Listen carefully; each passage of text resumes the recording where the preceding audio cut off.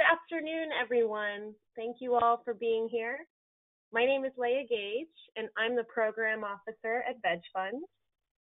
Today we're here with Annie Neimand and Christiano from the University of Florida, who will be presenting on the science of making people care. I noticed when looking over today's registration list that more than half of you indicated that you have never received a grant from VegFund. So I must mention that if you're a vegan activist or even just a passionate vegan interested in how you might make an impact in your community, I want you to know that VegFund offers grant support to vegan activists all over the world. We support all different kinds of projects, which you can see a listing here: food sampling, street outreach, festivals and fairs. You can find all of this information and more if you go to vegfund.org/grants. You can also reach out to us and we'll share our contact information at the end. But today we're going to go ahead and learn from researchers Anne Christiano and Annie Neimand and their work to gather the science and data behind what makes people care. Anne Christiano is the Frank Karel Chair in Public Interest Communications and the Director of the Center for Public Interest Communications at the University of Florida, where she is developing the first ever curriculum in public interest communications. Annie Neimand is the Research Director for the Center for Public Interest Communications, also at the University of Florida, and she's an expert in using science to drive social change. They recently co-wrote an article titled The Science of What Makes People Care, which was published in the Stanford Social Innovation Review, in which they argue that activists and cause enthusiasts should move beyond simply raising awareness of their issues, and they outline methods that strategically tap into images and ideas that shape people's values. And so we invited them to speak to our community today because we as vegan activists have this goal in mind of ultimately changing people's minds, molding their values, and compelling them to adopt new behaviors in some of the most intimate parts of their lives, like what they eat and how they consume. So we're at VegFund, we're always interested in learning what makes the work that we support effective and impactful. So we're really excited today and so grateful to have Anne and Annie with us today. And so I'm going to just go ahead and turn over the presentation to you, and you guys can get started. Thank you so much for being here. Thank you so much. We're really excited to be spending this time with you today and really thrilled that so many people are joining this conversation. This is a topic that we both care a great deal, a lot, and it's really an honor to be with you and to share some of our insights with you. So we think a lot about the science of what makes people care because we're passionate about social causes and helping organizations help people be better versions of themselves. And we were sort of confounded in our work by the fact that so many organizations were leading their conversations around important issues with their own ideology and passion, which, while inspiring, didn't always get others to do the things that they hoped that they would. So we started an examination of what actually causes people to care. If you're like us and you're on this call because we're all passionate about something, and many of us think about that thing before our feet hit the floor in the morning.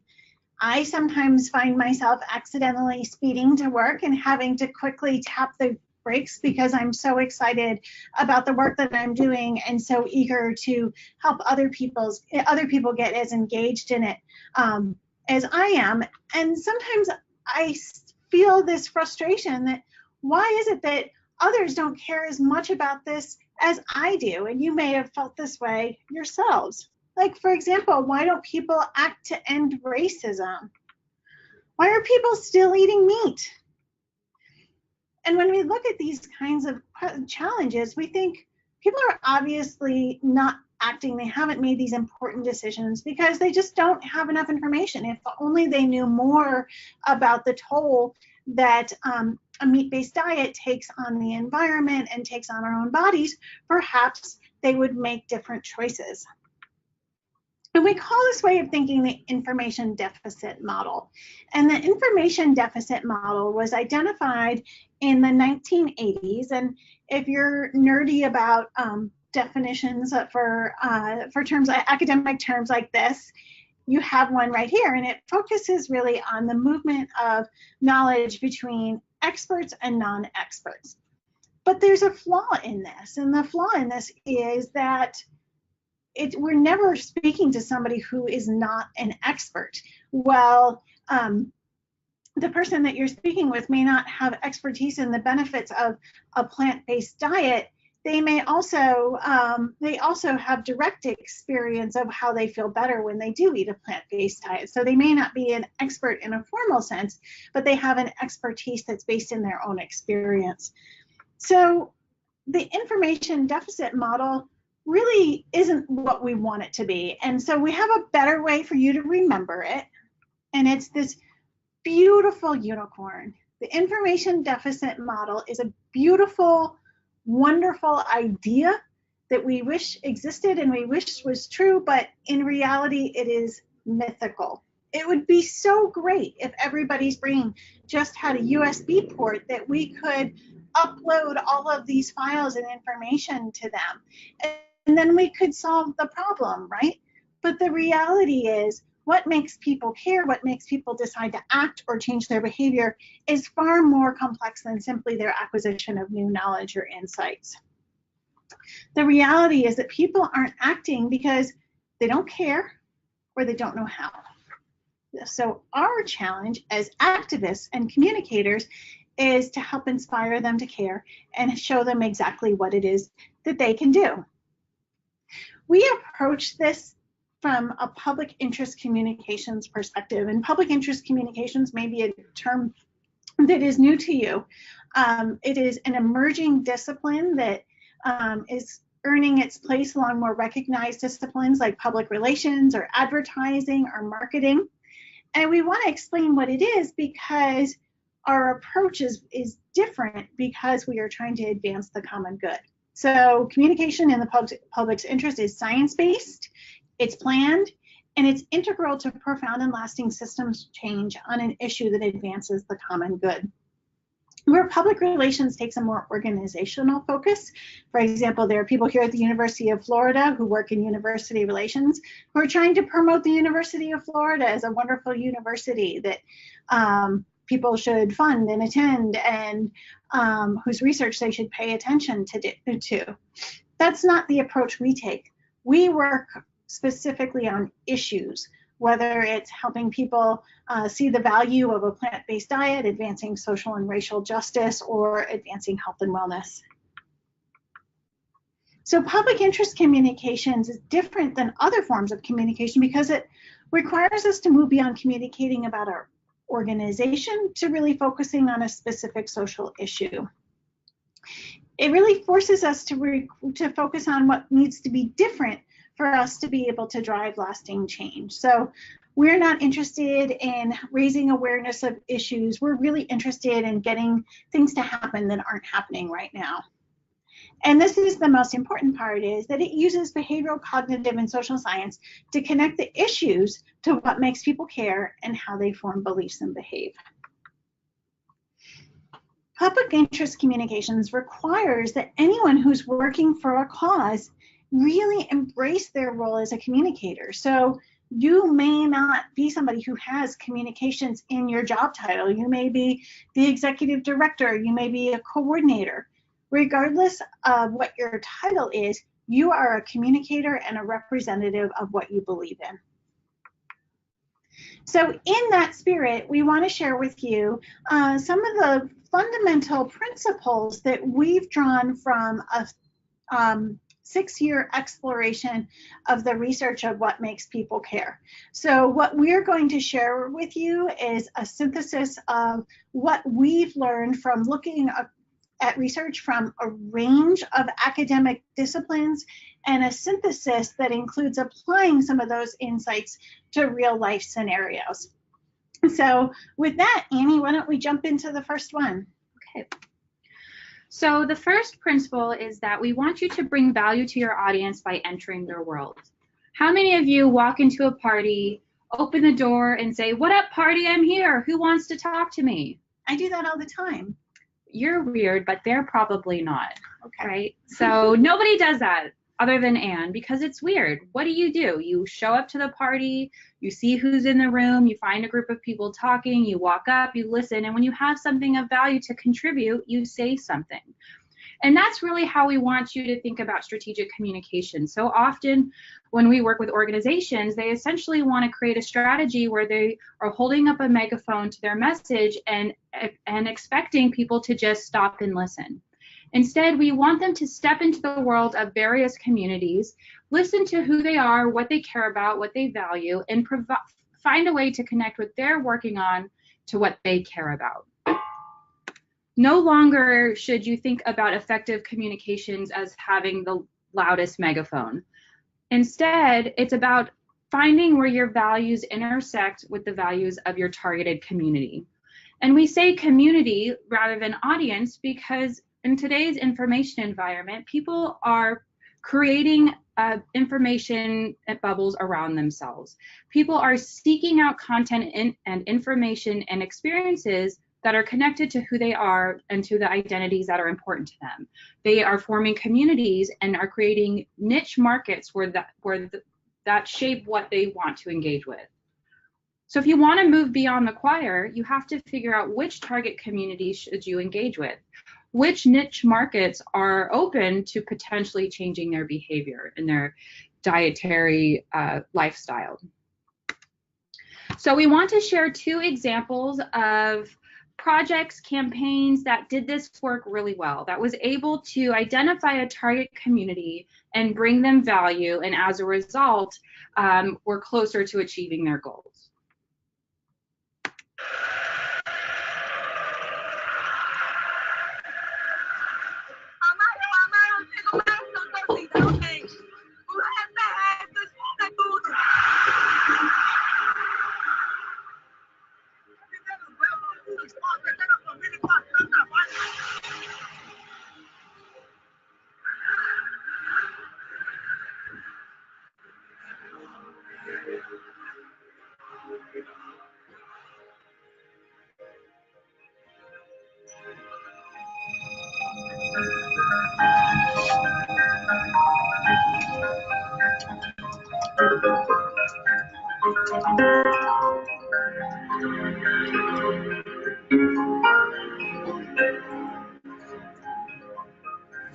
Prometo que os seus olhos vão continuar assistindo o esporte.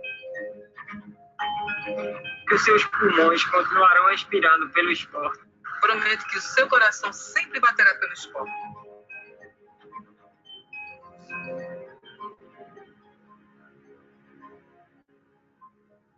Hoje a maior dificuldade que existe no processo de doação é o sim da família.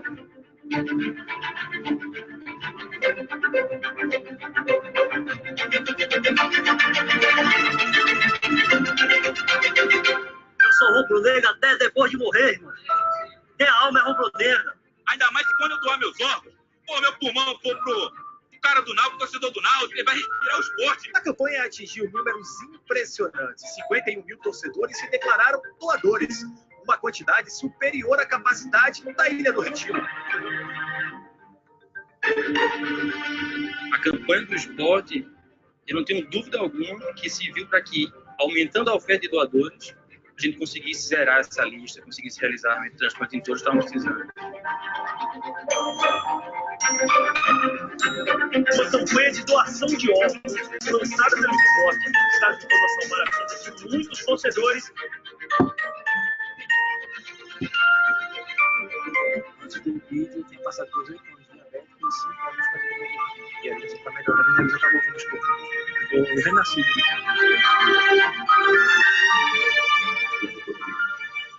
Para mim, a gente tem provado coração da sua mãe. Você pode trazer ela, com certeza. E aí, diante dessa coisa,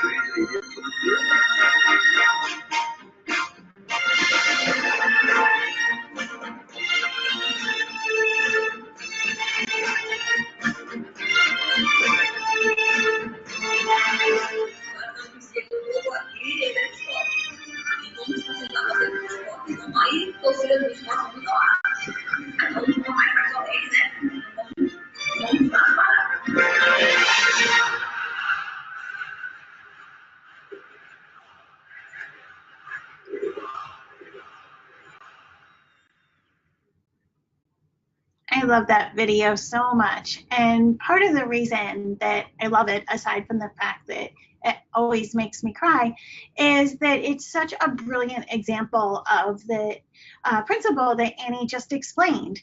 This is a program that brought value to its target community by connecting with what mattered most to them. What I love in this is that this campaign, which was working to overcome a significant cultural taboo in Brazil. There's a cultural taboo against being an organ donor for anybody other than a family member, which meant that people were dying. And so instead of continuing to focus on that, waiting for that family member donation or trying to find a match from a really small group of people, they expanded the idea of family and connected it to this group of people who was already incredibly passionate about their soccer team. By creating this identity of the immortal fan, they gave the fans an opportunity to get an even higher level of status among other fans, to elevate themselves within a community in which their stature mattered very much to them. So they brought them something of value. What I also really love about this is they made a major difference by focusing on the much narrower community. They could have focused this on the entire citizenry of Brazil, because presumably all of them have organs and could be an organ donor. But instead, they focused on this narrow group of people who are really passionate. And in so doing, they were able to overcome a significant challenge for an entire country. And as you saw, the organ donor waiting list dropped to 0. So we're going to watch another example, and this one might feel a bit more closer to the work you're doing. So let's take a look.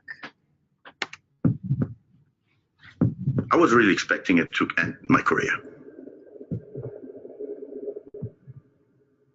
When I made the transition, I wasn't sure if I was going to survive.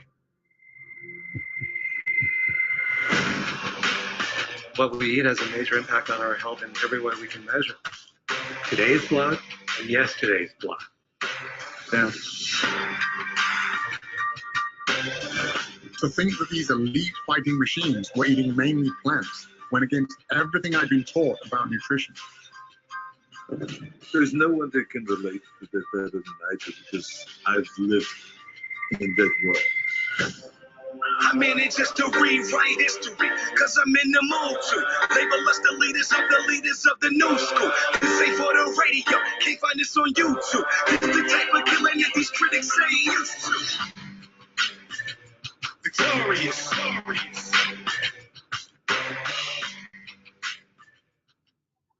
So when I heard about this film, that's not out yet, but I heard about it at a meeting where for people who use film for social good. And when I heard about it, I was so excited because I saw it as an opportunity to move beyond the choir, to talk about veganism in a way that helps a community of people who otherwise would never think about veganism, who are definitely not in the choir, see it as something that is a benefit to them. It helps them be a better version of themselves. It helps them solve a problem, becoming stronger, becoming a better athlete. And it's connected to what they care about. I had the opportunity to talk to the director of this film, and I asked him about the strategy behind it. And he pointed out that most people who adopt a vegan diet are women. And there's a barrier for men because masculinity has historically been associated with meat consumption. And there is certainly true that within the fitness community, there's a narrative that eating meat makes you stronger. So they said, how can we develop content for men that would motivate them to lower their meat consumption and adopt a vegan lifestyle? And so they connected it to wellness and fitness, and they featured messengers who other men would listen to. Hearing it from Arnold Schwarzenegger was strategic. Hearing it from people who are influential within their social tribes, it was strategic. And as a result, more men are more likely to be open to this message. Now, after I saw this trailer, I couldn't help but think how powerful it would be if vegan activists held screenings at their local gyms, at colleges, in fitness communities within their local community. And rather than trying to reach those communities with a traditional message around veganism, instead you're bringing them a message of here's how you become a better version of yourself. Let's watch this documentary and then I'll give you some more resources. I think that's becoming my new favorite example. So our next principle is to talk in pictures. And in this moment of technology where we have Instagram and Facebook and we all have a phone in our hand at nearly all times, it's easy to say that I mean actually using pictures or using technology. But what I'm really talking about is using vivid figural language, using language that allows people to create pictures in their minds. I love this work from Steven Pinker in the book, The Sense of Style. He says, we are primates with a third of our brains dedicated to vision. He goes on to say that readers understand and remember material far better when it is expressed in concrete language that allows them to form visual images. The more that we can use these kinds of concrete visuals in our language, in the way that we talk, when we're speaking, when we're in conversation with others, the more likely they are to remember what we say and be moved by it. So when you start to think about your language in this way, every word matters. So it comes down to something as simple as the difference between using the word kind and using the word sweet, which was a subject of a study at Princeton University. And they looked to see which one of those words people were more likely to remember. So if I describe Annie as kind, and you were later to say, if you were later asked, what does Anne think of Annie? You might say, I think Anne likes Annie. But if I told you that Annie is sweet, you would say, Anne said that Annie is sweet. Now, think for a minute. If I use the words mean and bitter, which one do you think people are more likely to remember specifically? I'm betting that most of you guessed bitter, and you would be right. Bitter, it connects to a specific sensation, a specific experience, which means we're more likely to remember it. So every word that you use counts. And even words like that seem like synonyms aren't, because they have very different effects on people's memory and their likelihood of acting. If you think for a moment about something as abstract as freedom and justice, one of the greatest speeches of all time described freedom and justice with incredibly precise visual language. Dr. King's speech on the National Mall is a veritable mental PowerPoint presentation. He uses a specific image in nearly every sentence he utters. Let's just listen to a minute of that speech for some of the great, brilliant examples of how he uses that. I have a dream that one day on the red hills of Georgia, the sons of former slaves and the sons of former slave owners will be able to sit down together at the table of brotherhood. I have a dream that one day, even the state of Mississippi, a state sweltering with the heat of injustice, sweltering with the heat of oppression, will be transformed into an oasis of freedom and justice. I have a dream that my 4 little children will one day live in a nation where they will not be judged by the color of their skin, but by the content of their character. I have a dream today.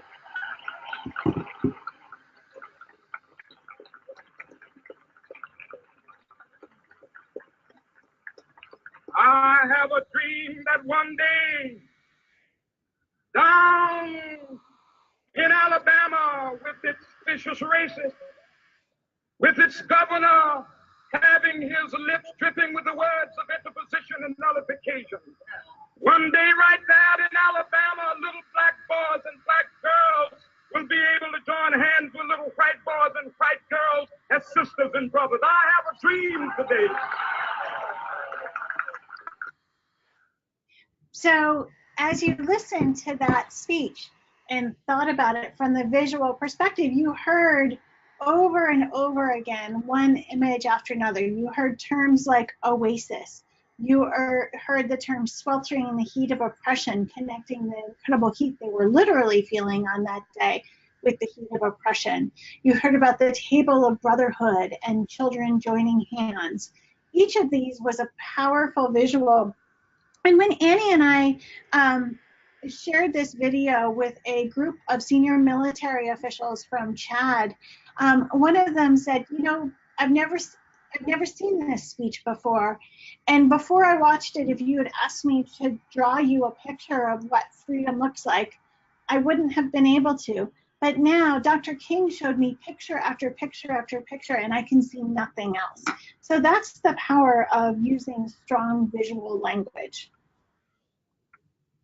So as you think about what you're doing, as you think about the conversations that you're having, and how are you using visual language to help people connect with your work?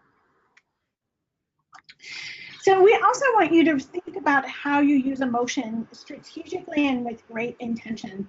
So often when we're talking about issues that matter very, very much to us, we go to emotions that are unpleasant, emotions like sadness and fear. And yet we know from both our own personal experiences, but also there's abundant research that supports this, that when people are confronted with unpleasant emotions that don't give them an opportunity to resolve them, they typically check out.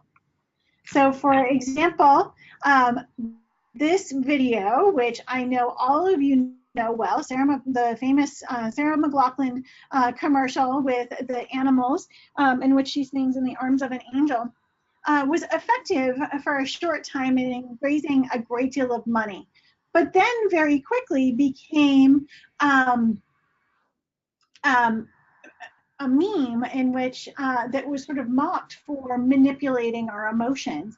And the reality is that most people just sort of started checking out. Whenever this commercial would come on, those familiar sounds, people would hear it and they would feel sad and they would feel frustrated and they would move on and click past it and stop paying attention to it. And that's because when they saw this, they felt frustrated because they couldn't do enough. They were overwhelmed by the challenge and they couldn't handle the sadness that they felt when they were confronted by it. So instead of confronting the sadness, they simply tuned out. We see some of this also with fear.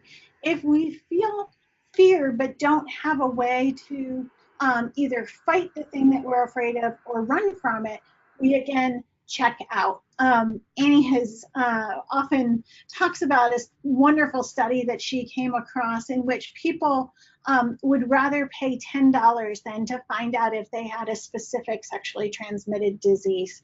And so you think about that and you're like, gosh, that's really important knowledge. I need to have that knowledge. But the fear of knowing was so great that people would rather pay $10 than actually find out if they had this critically important piece of information.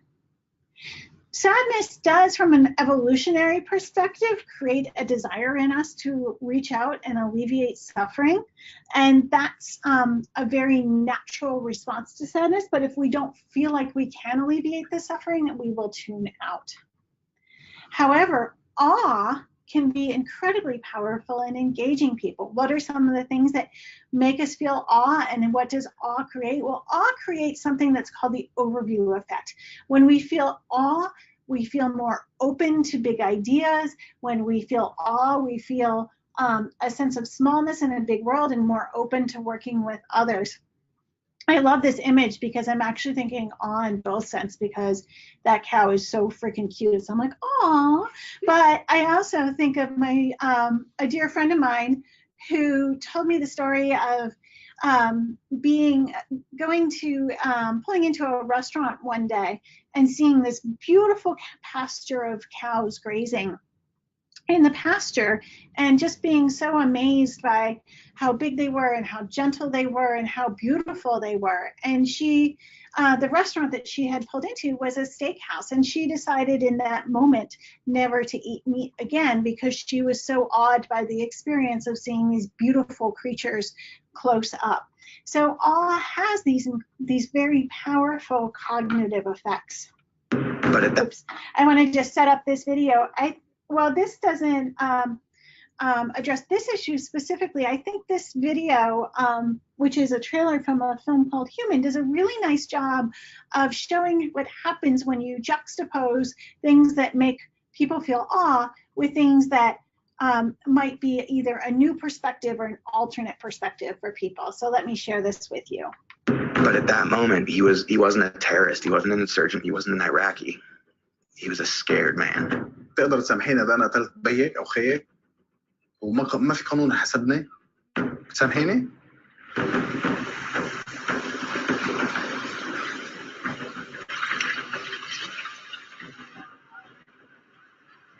Inventamos una montaña de consumo superfluo y hay que tirar y vivir comprando y tirando, y lo que estamos gastando es tiempo de vida.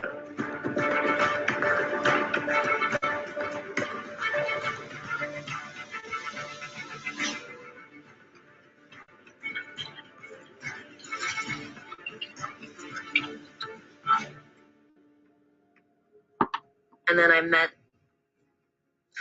to me, the love of my life. Her name was Jen, and gosh, it was just like my world changed.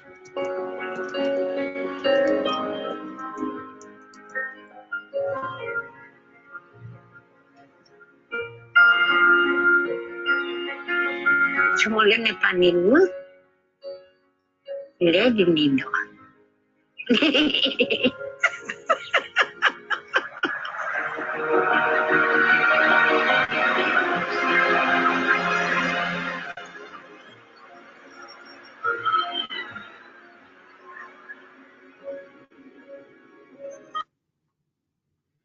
I love that film so much, and this film is available for free on YouTube. It is just as beautiful as the trailer, and it's absolutely mesmerizing. But I think you can also see how powerful awe can be in engaging us. So I'm not suggesting that you should spend all of your VegFund grant money on crane shots, but I do think that this gives us a really immediate and direct example of how awe can draw us in and entrance us and open us to new perspectives. Pride is also a positive emotion that we encourage you to play with. We've seen in the research that people are actually much more likely to act out of anticipated pride rather than guilt, and that was found in research from environmental issues to the humanitarian sector. And so often when we talk about, the human impact on climate change, or we talk about animal cruelty in order to feed humans, it creates a sense of guilt, and it might send people into a space where they're more likely to avoid your information.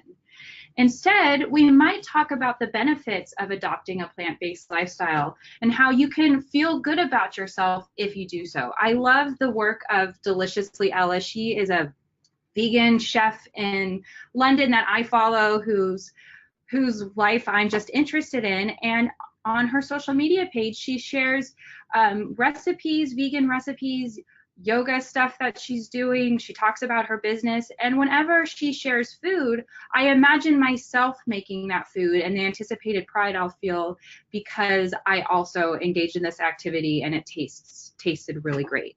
So think about how you can create that sense of anticipated pride for your community, how you can talk about the benefits of a plant-based diet in a way that will make them feel good about themselves after they take the action. One of the things that we also see as being incredibly powerful, particularly from the perspective of evolutionary psychology, is parental love. And we see in nature that evolution always favors reproduction over all other forms of activities. And so when you see this sort of nurturing parental love, your brain is responding to it from a very old place. So when we think about parental love, we have this deep desire to protect from harm. It creates in us this really deep sense of nurturing.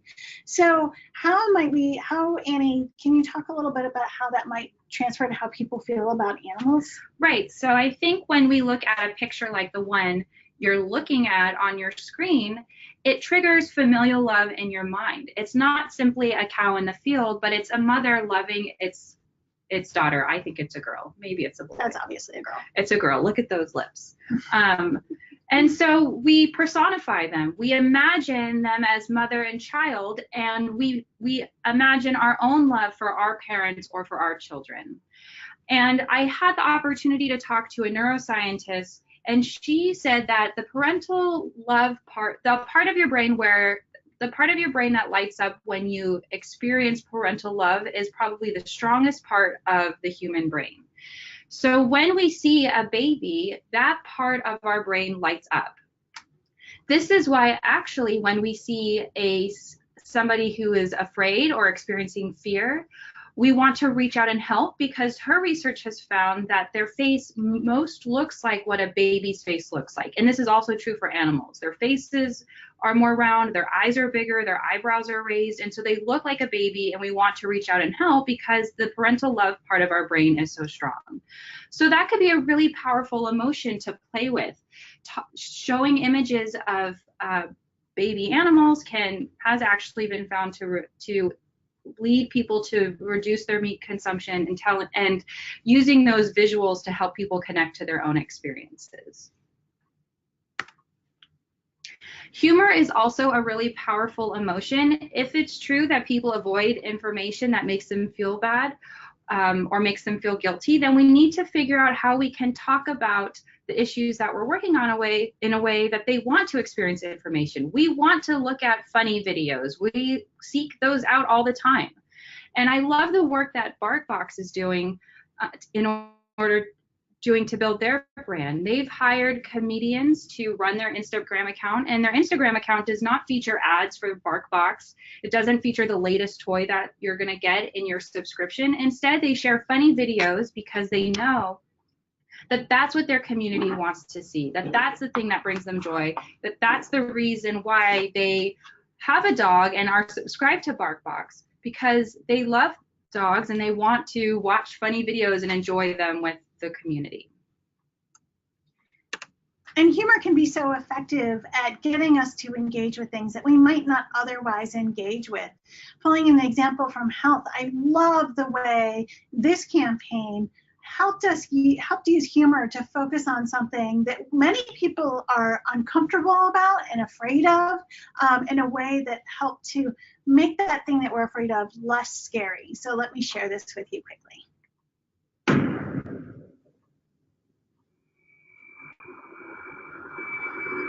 Just you?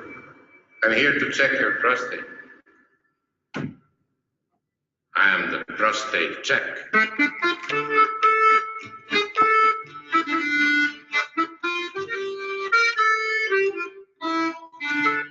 You know the time? Oh, not that time. It's time to check your prostate. Hello? Prostate check.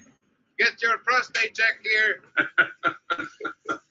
I think not. No, that's okay. I don't want to get it checked. Hey, you're in the right position, you know? I know. You're nicely bent. I mean, I can do it here, but it might be very unpleasant for you, right? Do you mind if I come in and check your prostate? You're sweating. I know.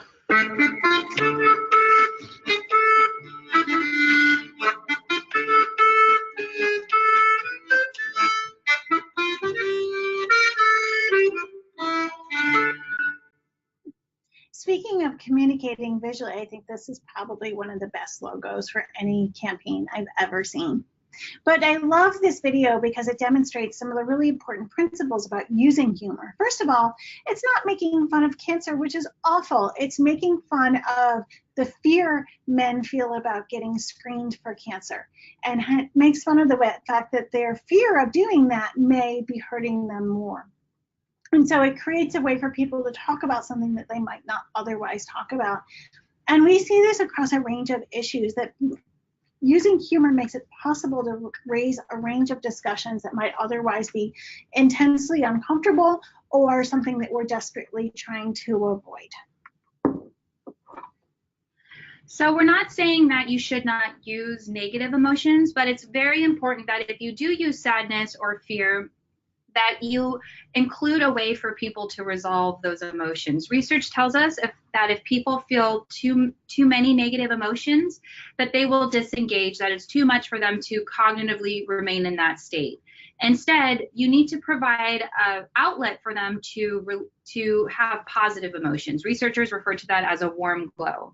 So as you think about how you use emotions, how can you follow up negative emotions with positive emotions, maybe with your call to action, or with a resolution in the story where people feel positive about the behaviors that they will take in the future in solving the challenge.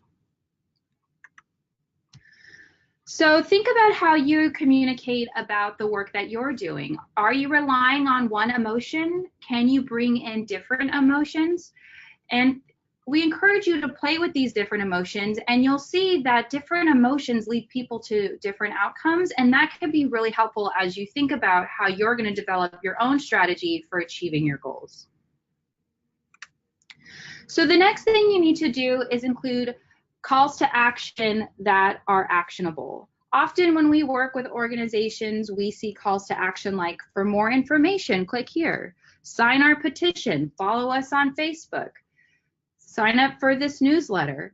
But those calls to action often just lead us to feel like a drop in the bucket. We don't really feel like we're making a difference on the issue. Importantly, you need to also understand that your goals and your calls to action are not the same thing. If we think about the Montgomery bus boycotts, for example, the goal was to end segregation, but the call to action was do not ride the bus. The goal is your bigger vision, and the call to action is a thing a target community can start doing now that they're not already doing. We don't want to give them the goal because that's going to be too big and they're not going to know where to start. Research tells us, for example, that when we give people really big, ambiguous goals, they're less likely to feel successful, they're less likely to volunteer again, and they're less likely to achieve the thing they set out to do.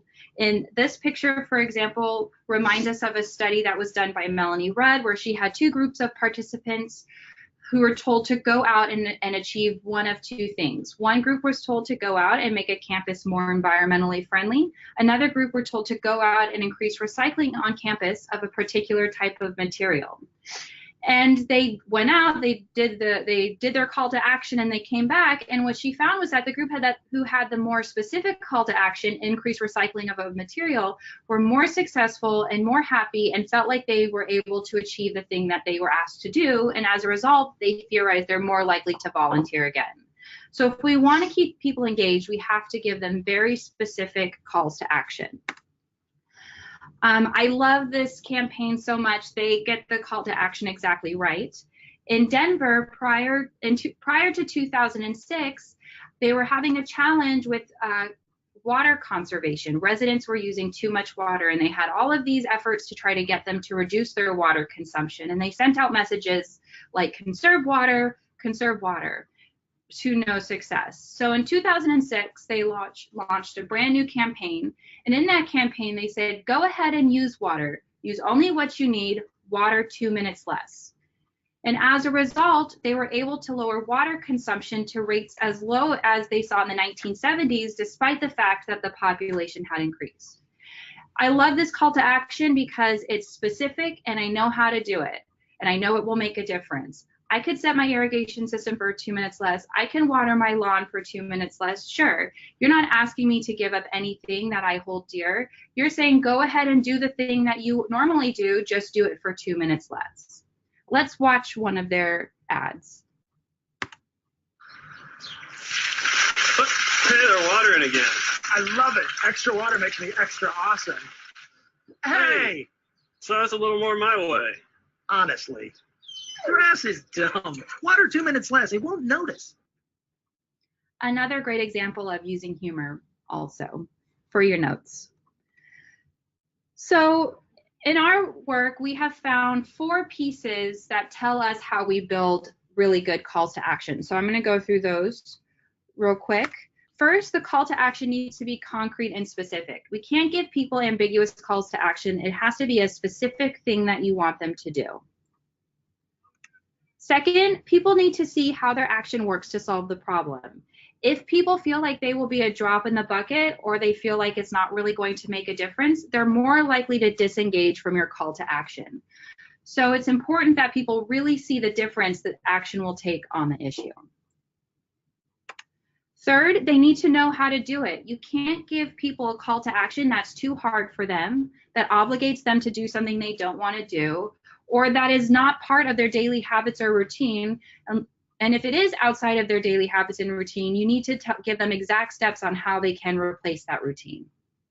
So, for example, the Montgomery bus boycotts, people knew how to do that. They rode bikes, they walked, they created carpools, and people knew the difference that it would make, and it was a very specific call to action.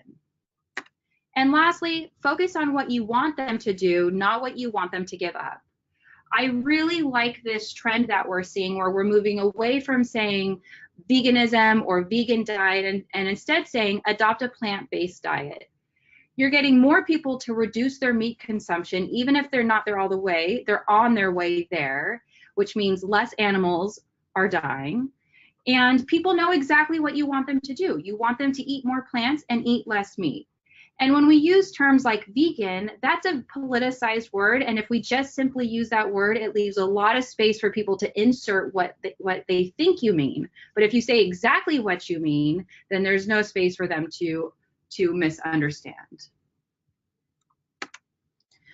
We love the call to action Meatless Mondays. It's specific, it's actionable. I can include that in my routine, and I can see the difference it will make in my own health, for the planet, and in the protection of animals. So as you're out in your community, are you including calls to action? Are those calls to action tailored to a target community that makes sense for them? And if not, how can you use these different principles of building a strong call to action to construct those for them? So our next principle is to build people's curiosity. Wouldn't it be great if people were intensely curious about the thing that you care most about? We thought so, and so we started exploring some of the research around curiosity, and we're still unpacking all of this, and there's a lot there, but there are some really interesting principles. The first is that sort of counterintuitively, we are most curious about the things that we know most about, not the things that we know least about. So if I were to go around the call and ask all of you what you're most curious about, it would be something that you already know a great deal about. So what we need then to do is to create a scaffold to help people understand new ideas. And we do that by connecting to things that they already know.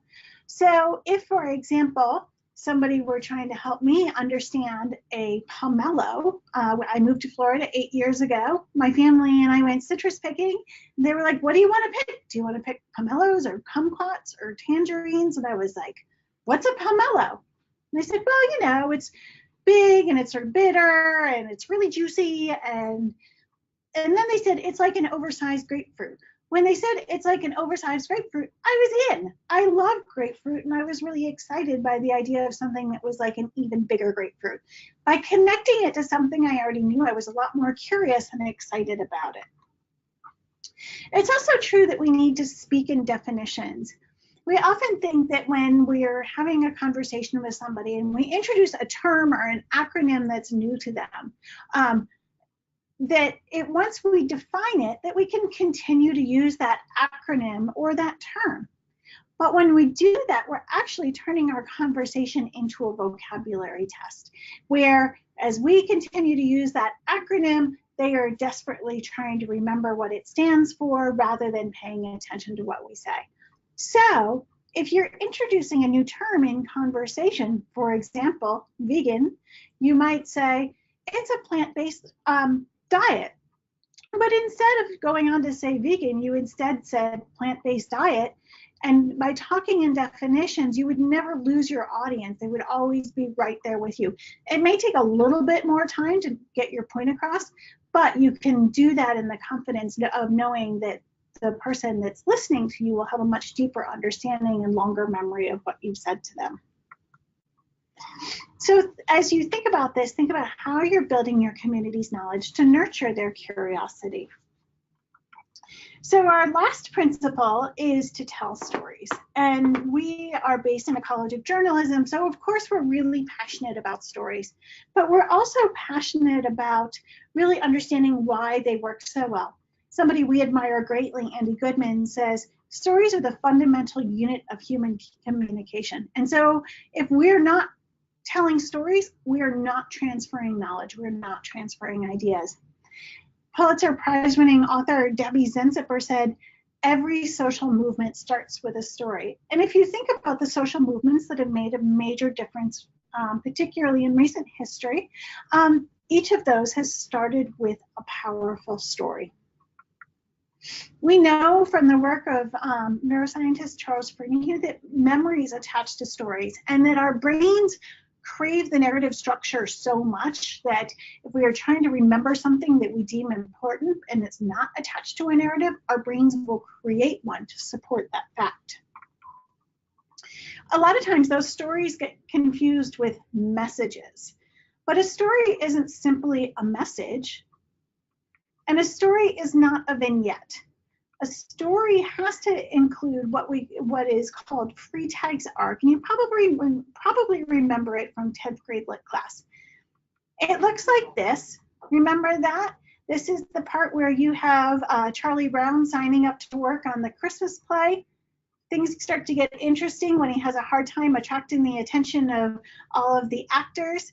They tell him to go out and get a Christmas tree. He comes back with a Christmas tree and everybody hates it in the climax of the story. And it seems as though everybody is just furious with him and they will never work together again and the play is ruined. But then suddenly Linus speaks up. He reminds them all of the true meaning of Christmas. They all come together. They sing Hark the Herald Angels Sing. So you have this dramatic arc. But if you don't have that moment where Charlie Brown is standing there feeling intensely frustrated because nobody likes him, you don't have a story. You don't have the narrative arc. And if you don't use the narrative arc, if you don't have Harry Potter fighting Voldemort in the basement, you don't get the cognitive benefits of telling a story. So storytelling, as it turns out, is one of the most powerful tools we have for communicating information. Stories have beginning, middle, and end, conflict resolution, characters, and setting. And when we are experiencing information through a story, it lowers our inclination to counter-argue because we don't perceive an intent to try to persuade us. So when we can talk about the issues we care about most through narrative, it can have a lot of benefits. It's also true that we should be very strategic with how we build our stories. While there is one narrative structure, there are lots of different plot structures we can use to tell stories. In the book 7 Basic Plots, Booker, the author, last name Booker, what's his first name? Christopher Booker outlined seven different plot structures that you could use. And sociologists have found that when we wrap a new topic in a familiar plot structure, it helps us quickly orient to how we should feel about that issue. So if veganism is new to me and I tell a Cinderella story, that plot structure helps me quickly understand how I should feel about veganism. Who's the evil stepmother? Who's the Cinderella? Whose team should I be on? That's a really great way to reach people who are new to a topic. On the other hand, if you're trying to reach an audience that is your choir, that has heard stories over and over again and is sort of disengaging, or an audience that sort of is just disengaged in general with the issue, you might play with different plot structures. Maybe you tell a rebirth story, or you might tell not explorer story. A quest story. I guess it is an explorer story. You might do comedy. You might do tragedy. There's a range of plot structures that you can play with. I love The Game Changers as an example of a counter narrative that uses a different plot structure. It's really a quest story, a quest of these athletes to become the best version of themselves. Or you can think of it as a rebirth story where they are one sort of athlete and then they're reborn into a different athlete because they adopt a vegan lifestyle. It's also a great counter narrative. There's this master narrative that meat is the only way to get protein in order to get stronger, and that's simply not true. And in fact, you could be a better, stronger athlete if you adopt a vegan lifestyle.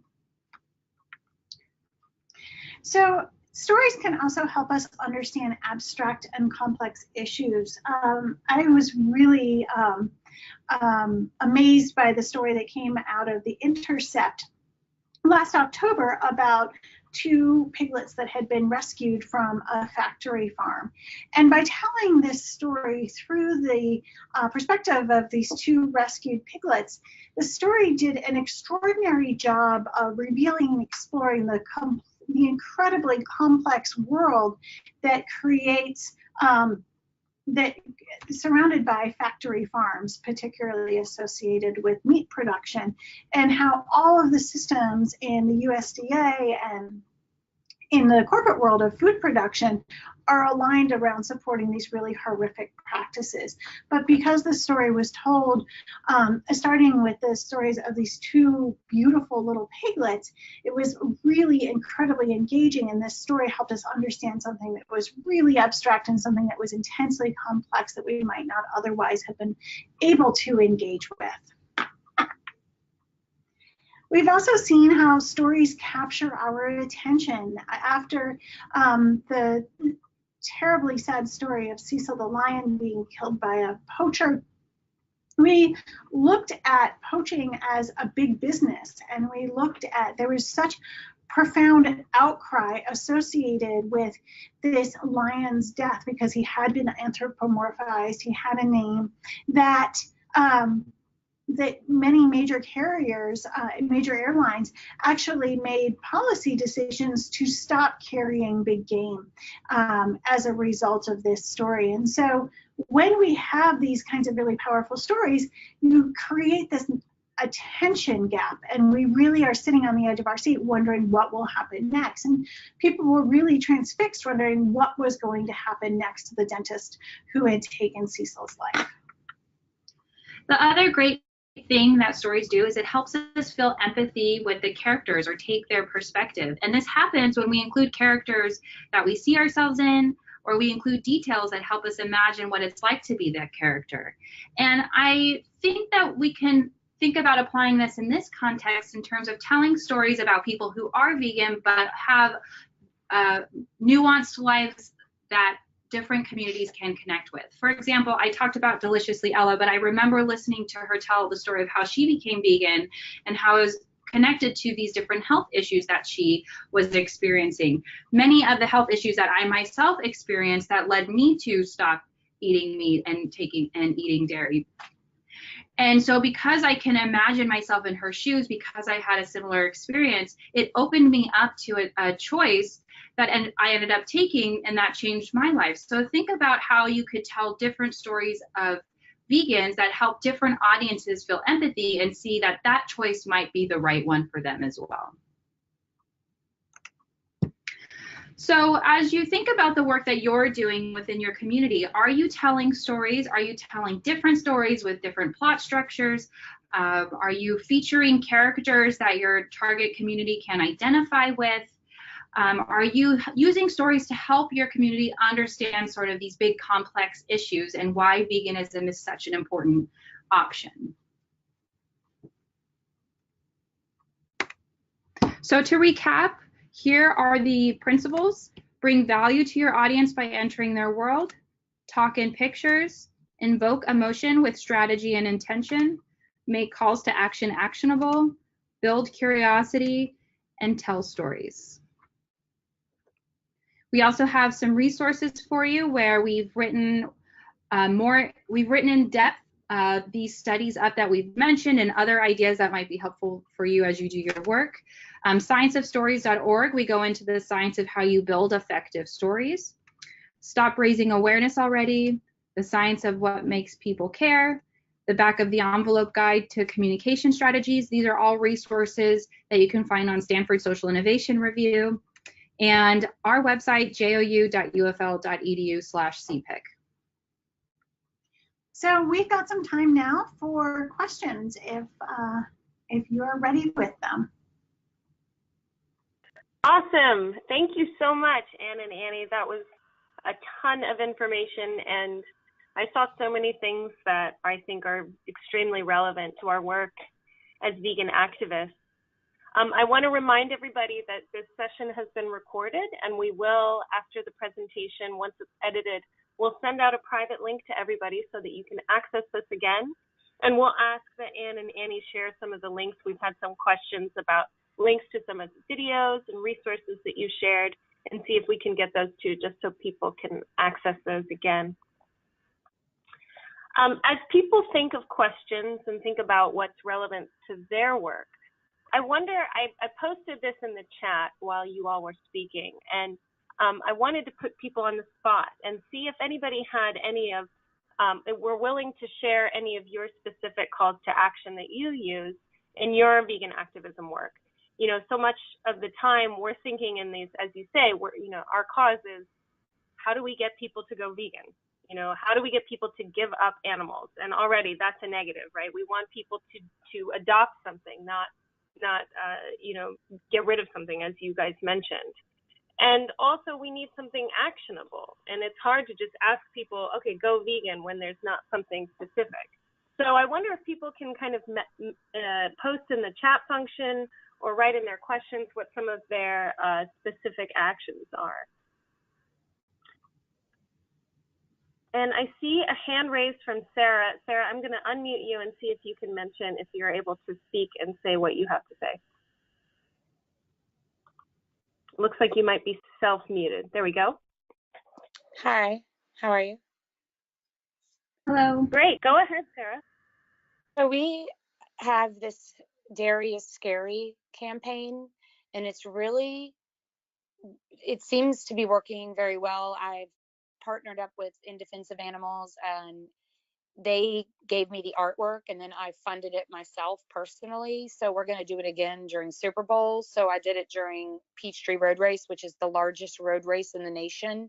So I flew to Atlanta on July 2nd, and then I flew back July 4th. So I took out a mobile billboard and put it right at the corner where we did the Ringling one for the Ban the Bullhook. So my point is that you can do a message where it's a call to action, even when people are in motion and action. They could be running and see the billboard, and it just says Dairy is Scary, watch on YouTube. And basically all they have to do is think about that, you know, Dairy is Scary, watch on YouTube. All they have to do is think of two things: Dairy is Scary, YouTube. And they look it up, and it's had over 5 million views. So we're doing it during Super Bowl. So that's my question to you is, we want to do this campaign and continue on with it because it's a really great campaign. However, I've been funding it personally, and I'd like some help kind of from the veg community, I guess you could say. Well, yeah, absolutely. This is Leah from VegFund. I would definitely encourage you to apply for a grant. I know we funded billboards in the past, and you know, this is something we definitely, you know, fund, and we also have the Dairy is Scary campaign. Are you all, and Annie, are you familiar at all with billboard campaigns in particular, and this one that is called Dairy is Scary? This is the first time we're hearing about this campaign, so we just pulled it up and we're looking it over. I do like that the call to action is very clear. Is there an action that's associated with the video itself? Is it specifically, is it simply to give up dairy? Is there, are there other actions that are associated with it? Yeah, she's asking. So we did a mobile billboard, and there's several billboards around, but our billboard is mobile. So what that means is it's on a big flatbed truck, and hundreds and hundreds of thousands of people, if not 1 million people each day, can see the mobile billboard because it drives around or it sits somewhere for a while. So it's extremely, extremely widespread availability to get to many areas. So even in the places that never even have heard of what plant-based or dairy, you know, alternative dairy methods are, or, you know, alternative dairy products are. I try to say plant-based instead of vegan also, even though I've been vegan over 10 years. So my point is that it's extremely effective, and we believe that the call to action is watching the video, and then the call to action is Erin Janice herself, who's had over 5 million views, asked people, you know, hey, look, this is what happens, you know, please, you know, go vegan, ditch the dairy, because really now that what I believe right now in what Ingrid Newkirk just said in Salt Lake City recently, like last weekend, is that dairy industry, the dairy industry is the #1 campaign, because the dairy industry is the meat industry. So if we stop the dairy, then we stop the meat, and we all know that. So that's why we're doing the dairy. And it's really, really, it's really heartfelt to the moms.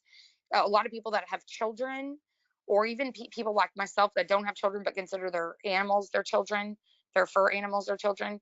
You know, if my beagle was taken out of my arms and I never saw him again, I would be devastated, just like a mother, any mother. All mothers grieve. So that was really the message also. All mothers grieve for their babies. So we had kind of, it was a sad, one side of the billboard was sad and one was, hey, look, Darius Scary, watch this. So we're only going to do the one side for Super Bowl, which is the Darius Scary with Aaron Janice, the call to action.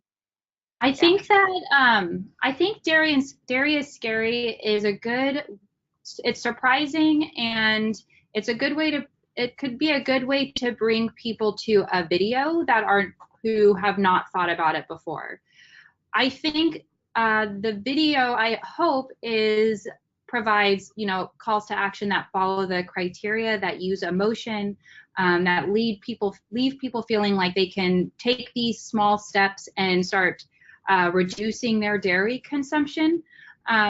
I would say, though, that for other projects that you do, you might think about targeted communities. So I hear that you're really excited that this billboard can go all over, that anybody could see it, and that they're all going to go watch this video, which is, it's well, doing the targeted audience is Super Bowl, is my point. The targeted audience is Super Bowl. So we only do events. So Super Bowl is the large, they eat the most amount of chicken wings on Super Bowl, but it's it's got, you know, who, I mean, I don't want to go to Super Bowl, but other people do. So it's tourists. So you're getting a huge amount of eyes, and you're going to get press and camera, you know, you're going to get a lot of press. So that's the whole thing. Yeah. Is that, we haven't watched the video, so we can't really comment on the video. I think from a billboard perspective, certainly Darius Scary does inspire curiosity, and the fact that the billboard includes a photograph of this attractive, accessible looking woman rather than a scary image of, or a horrifying image of, a dairy farm, I think is also more likely to draw people in, and is probably responsible for the fact that people are accepting the call to action. So I think it would be important to really look carefully at the difference between the effectiveness of the billboard and the effectiveness of the video itself. The billboard is effective in getting people to accept the call to action of watching the video. Whether the video is effective in inspiring people to take a plant-based lifestyle is not something we could comment on here, not having seen it. Thank you so much, and thanks, Sarah. We'll send you some resources so that you can see about getting some grants from us in the future. Somebody posted about, so our issue tends, you talked a lot about the negativity of messages and how that can turn people off. And you know, so much of factory farming is horrific and it's cruel. And we as activists often want to share that side of things with people because we think it's impactful. And yet we want to also, you know, not scare people away. So do you have any recommendations for how we can kind of, package those messages together and still get across a lot of the cruelty that we want people to know about and that we think people should see that is a part of their everyday consumption, but then while also making sure that we're not scaring people and being effective and impactful? I think that the Intercept story is a really effective example of balancing something that is really, really terrifying with something that also gives us some cognitive relief. So you have these two beautiful pigs that are sort of the stars of the story, who we immediately fall in love with, who have been rescued, and that becomes a way for us to begin to look at and understand the horror of what's really happening in pork farms. I think one of the other reasons that the Intercept story is so effective is that it doesn't place all of the blame on people eating meat. Like, this is not simply a story about how we shouldn't eat meat. It's also a story about the complex systems that lead to these horrific settings for animals, and demonstrate how the policies and politics that are in place also create these systems, and that choosing a plant-based diet is an important step, but that we also have much greater work to do in the advocacy and policy change arenas if we're going to make meaningful change. And I think creating space for calls to action that are beyond changing your own behavior to giving people tools to be stronger advocates to change the systems that lead to these horrific conditions is really, really important. And so I think communicating, I think it's easy, it's not easy, it's painful to focus on the consequences of the suffering of the animals, but I think it's really important that we talk about how not simply the suffering, but also the complex systems that lead to it. And if you're going to talk about suffering, it's really important that you do provide a really good call to action. If you leave people overwhelmed, they're going to eventually tune out because it's too much cognitively for us to stay in a state of sadness or fear or anxiety. So if you talk about the food industry, provide very specific calls to action. Support this policy, vote for this person, don't buy from these people. And that way people will know exactly what to do to alleviate those negative feelings. I think it's also possible that focusing really heavily on the horrors of this industry could be dangerous and create a sense of pseudo-inefficacy where people might say, oh my gosh, this problem is so overwhelming and so big that my decision is not going to make any difference. I'm just going to be a drop in the bucket. I'd also say it's important to decide whether everything you know is important for everyone else to know in order for them to act. So I was looking at some research that said that most people decide to adopt a vegan lifestyle for health reasons. If that's true, then perhaps you don't have to talk about the food industry, animal cruelty, the impact of eating meat on our environment, but you lead with a health message because that's where people are, that's what motivates people, and you talk about the veganism in that context. Everyone doesn't have to know what you know in order to adopt a vegan lifestyle. We need to start with where they are and what they care about and move them in that direction. That's really interesting. And that that seems like it could be a response to this question. Somebody asked, one of their calls to action is often to recommend a meatless Monday, which I saw you also mentioned in your presentation.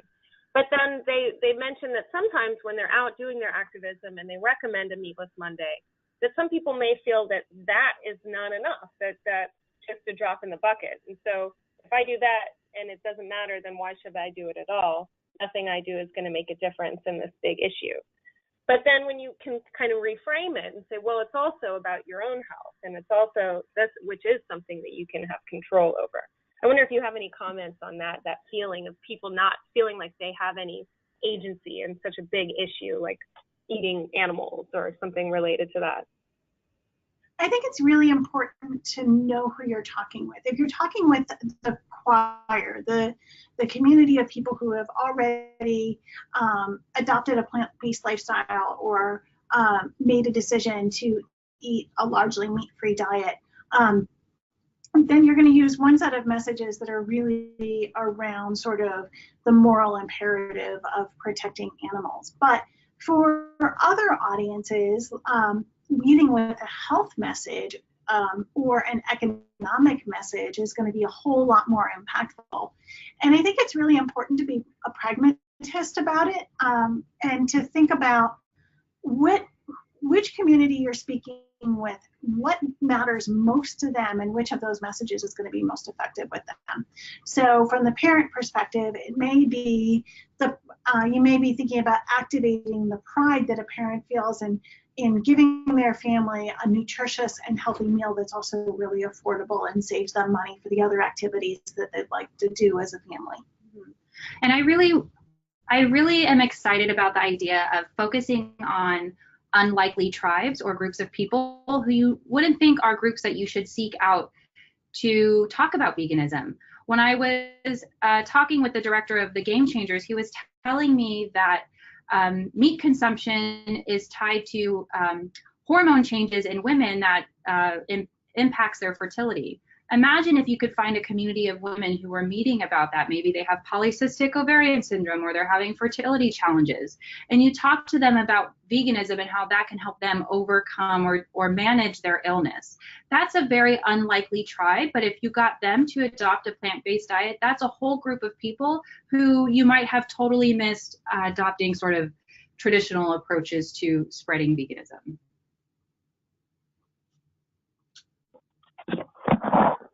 We had a question. Do you have any information or data about how many sources of messages people usually must encounter before they'll consider taking a significant change, or before, you know, an ideal will stick with them? I haven't seen anything on that, but I do know that some of the factors that are really critical include having a message that resonates with their values, having a messenger who shares an identity with them, and communicating about an issue in a way that helps them be a better version of themselves, solves a challenge for them, or is entertaining and compelling. You need the right content with the right messenger in the right place.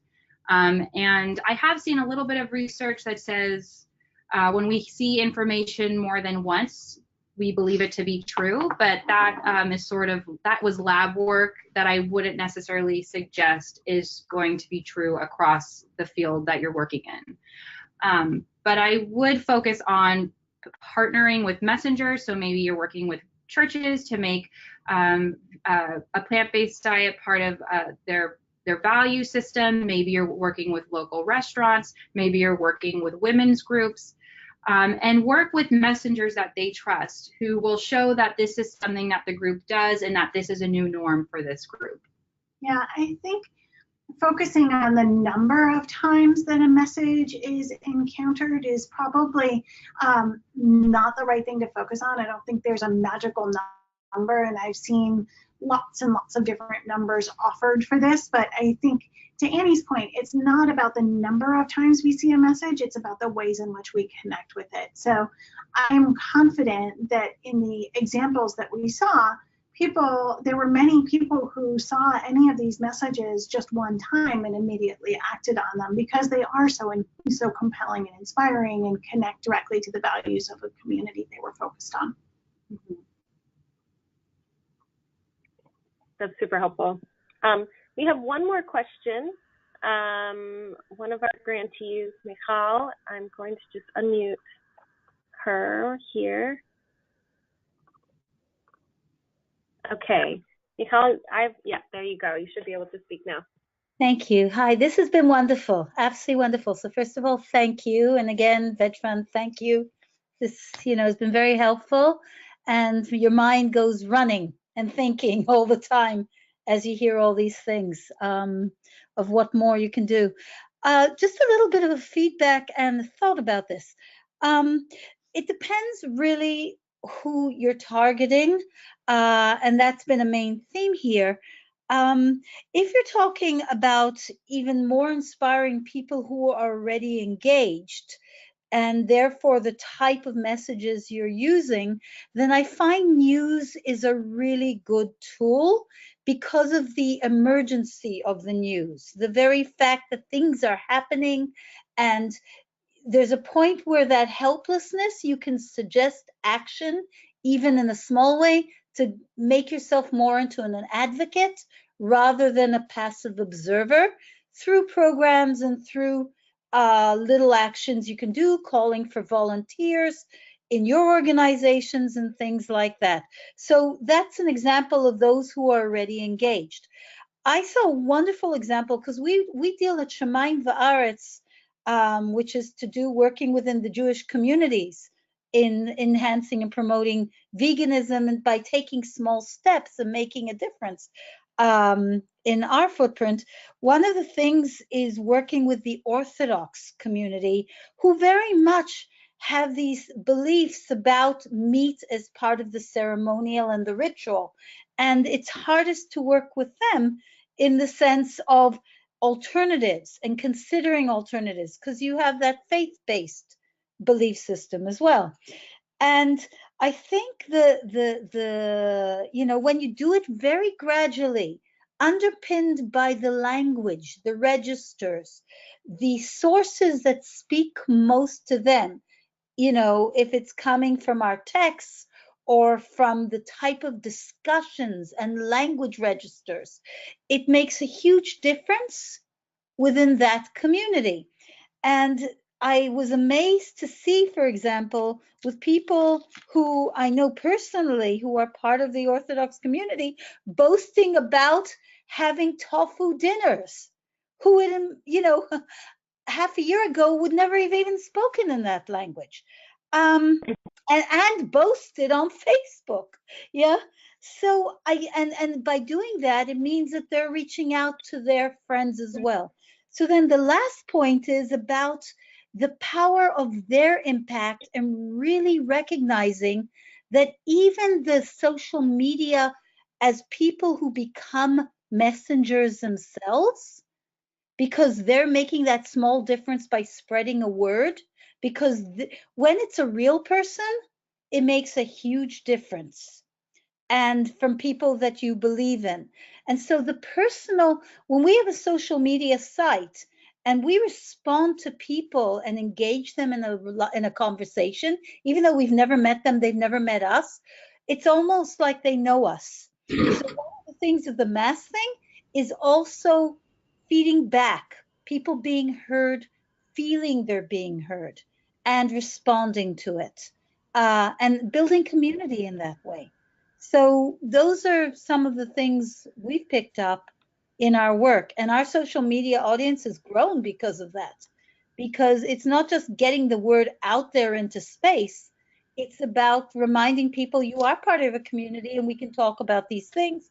You want more sources, we'll feed back. Yes, you have a different opinion, let's talk about it, and really engaging with people in a way you can, and having people being heard. And then small things, really giving a positive, yay, fantastic. Tofu dinner, you know, it's a huge thing for them. How did that feel?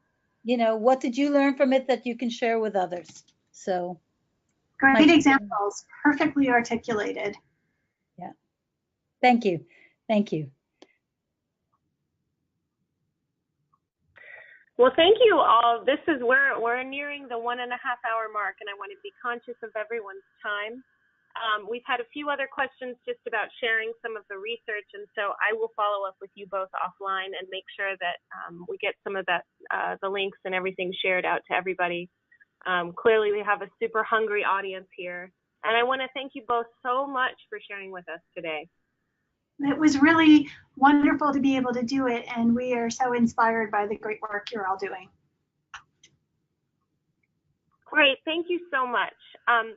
My colleague Fabiola has pasted into the chat function an evaluation. It's very brief, and we would love your input on today's presentation if you wouldn't mind taking just 2 minutes to share.